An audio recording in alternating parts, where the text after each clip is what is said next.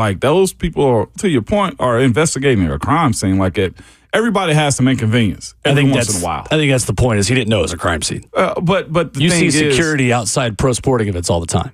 You do, but the pulling of the officer, they're trying to go around. He was bigger than the moment, and the moment was way bigger than the Scotty Schefter and his number one. Again, me knowing his face value, and he don't know me either.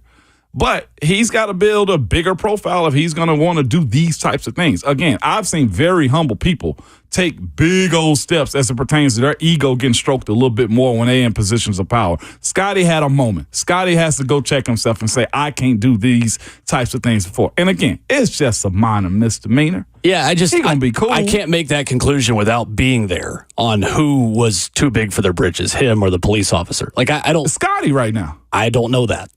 I think it could have been a police officer on a power trip. Like, we don't know what really happened. We know both sides of the story, but power trip or not, he has the officer asking him to stop. He got to stop. Yeah, fair enough. Yeah.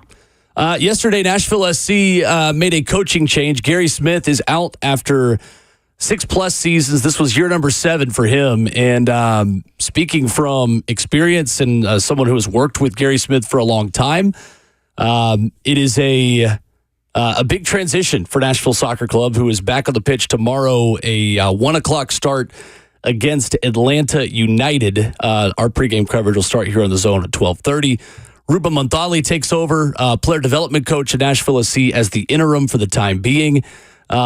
Certainly could thank Gary Smith for always being very gracious with his time. He was so kind, and fans and media members all have stories of the way that he has helped grow not only soccer, but the Nashville SC brand here in Middle Tennessee. So for the first time in the history of professional soccer in Nashville, there will be a new, quote unquote, not permanent, but temporary coach on the sideline. Only one other time as a coach coached Nashville SC. It was when Steve Guppy, Gary's assistant, coached for one game while Gary had COVID during 2020. But certainly a big change in pro sports in Nashville yesterday. Is this just the next step in trying to make sure that Nashville SC takes more of a prominent role in MLS? Because you look at his track record, he's won, he's done well. Yeah. Made the playoffs every season. Nashville, one of 3 teams to make the playoffs in each of their first 4 seasons ever in MLS in the history of the league.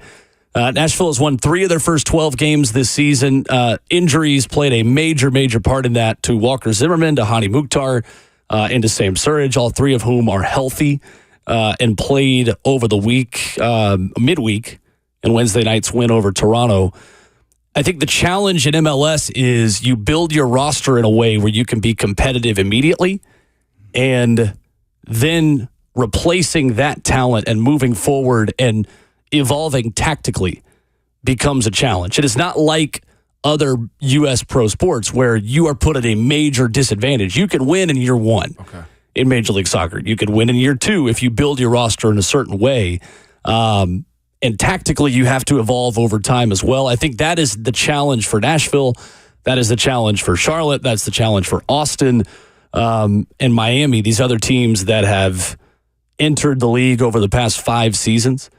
But certainly the end of an era, and I wish Gary Smith all the best. He was just outstanding to work with as the head coach of NSC. And what I'll say is I don't think there's a guy that would have been better to get this thing up and going. And now it'll be interesting to see who they pick next, because the bones are here. They've got a new stadium for the most part. I still call it new. So there's a lot of positives if you come here to take over this SC team. There's a lot of work to be done, obviously, with the roster, but a lot of good bones here. Brent Hubbs of AllQuest, the latest out of Knoxville, coming up next on RKW.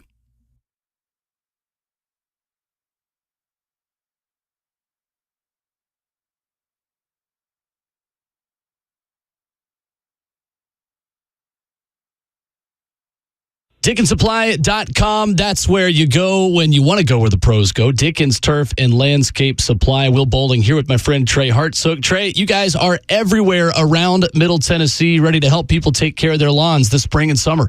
Hey, Will, absolutely right. That's one of my favorite things that we have going on is because if you're listening to this radio show, then you know there's a Dickens Turf and Landscape Supply near you. So say you got to run across town to get a part that you really need today, there's a pretty good chance that if it's a Toro part or anything that we sell or service at Dickens Turf and Landscape Supply, we'll have it in the Middle Tennessee location somewhere. Also, if you buy a machine from us, maybe there's one across town that you really like, so you go over there and buy the mower. Any Dickens Turf and Landscape Supply can do warranty, sales, service, anything you may need. Also, we have turf experts at every single location that can help you with any turf needs all around Middle Tennessee. Stop in and see us. We'd love to talk to you. Conveniently located all over Middle Tennessee. Got locations in Nashville, Hendersonville, Murfreesboro, Bellevue, Brentwood, Lamar, Mount Juliet, and Franklin. If you can't get a hold of us, check us out online, DickensSupply.com.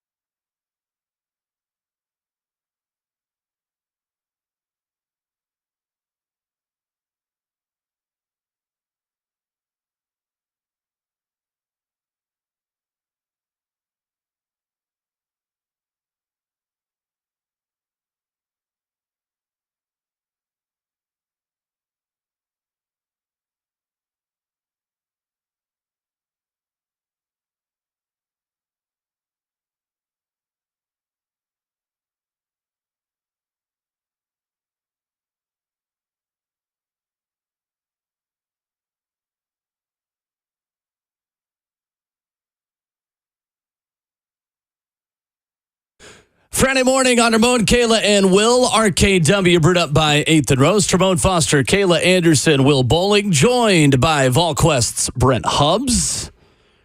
With lots to discuss on about 3 different sports here this morning, as always. Brent, what's going on? How are you? I'm doing well. Hope you guys are well this morning. We're good. We just saw the Scotty Scheffler mugshot. Just trying to just kind of parcel through what is one of the weirder sports stories I think that we have woken up to in a very long time to start off our show.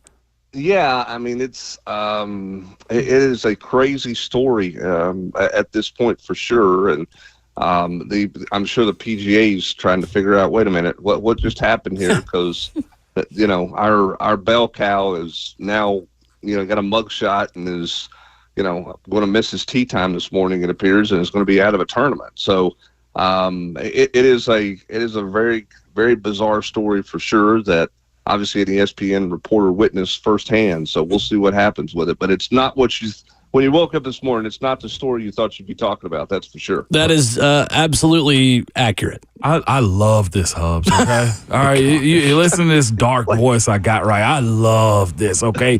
We are so bad. We needed this for the offseason. Golf needed this. And at the end of the day, I've been joking about it. It ain't nothing but a little misdemeanor. Hubbs, how many misdemeanors have you covered at UT and by July is not even brought up anymore? Yeah, the thing is, this guy is, by all intents and purposes, seems like the nicest guy in the world, right? I mean, it's not like, he's not golf's bad boy. He's not a guy with a temper. I mean, it's just, and you're right. It feels like it's going to be something that by 2:00 today, it's like, oh man, we messed that up. Sorry about that.